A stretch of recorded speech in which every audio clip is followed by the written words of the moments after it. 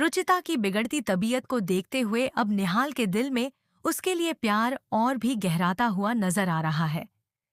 वहीं दूसरी तरफ बड़ी नानी ने जिस सांवले रंग की नातिन को हमेशा जानवी से कम समझा, अब वहीं रुचिता उनके सारे अरमानों पर पानी फेरने वाली है।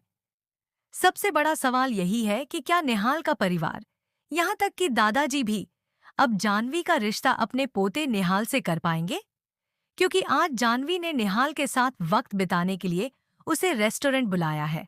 दोनों एक टेबल पर बैठकर आपस में बातें करते हैं और खाने पीने का ऑर्डर भी करते हैं।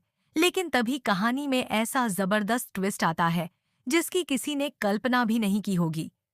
उधर घर पर बड़ी नानी रुचिता को जानवी को देखने के बहाने रेस्टोरेंट भेज देती है।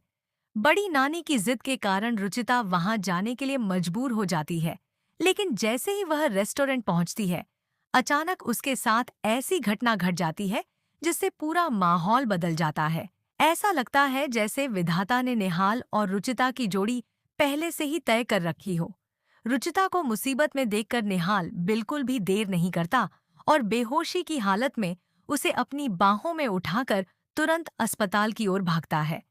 अस्पताल पहुंचते ही निहाल डॉक्टर और नर्स को आवाज लगाता है।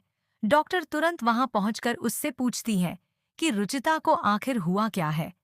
घबराया हुआ निहाल बताता है कि उसे खुद भी नहीं पता कि रुचिता अचानक कैसे बेहोश हो गई। डॉक्टर रुचिता को तुरंत बेड पर लिटाने के लिए कहती है और निहाल उसे बेड पर पहुंचा देता है। तभी अचानक रुचिता के गले की माला निहाल के लॉकेट में जाकर फंस जाती है। यह छोटा सा पल दोनों के रिश्ते को लेकर एक बहुत बड़ा इशारा दे जाता है। क्या सच में रुचिता और निहाल की किस्मत में एक दूसरे का साथ लिखा है? क्या बड़ी नानी की सारी चालें अब नाकाम होने वाली हैं? और क्या आने वाली शुभ घड़ी में निहाल और रुचिता हमेशा के लिए एक दूसरे के हो जाएंगे? इस हादसे के बाद दोनों के बीच नजदीकियां साफ दिखाई दे रही हैं। ऐसा लग रहा है कि किस्मत खुद निहाल और रुचिता को एक दूसरे के करीब लाने में जुट गई है और अब बड़ी नानी की हर कोशिश उनके रिश्ते को रोकने के बजाय और मजबूत करने वाली है।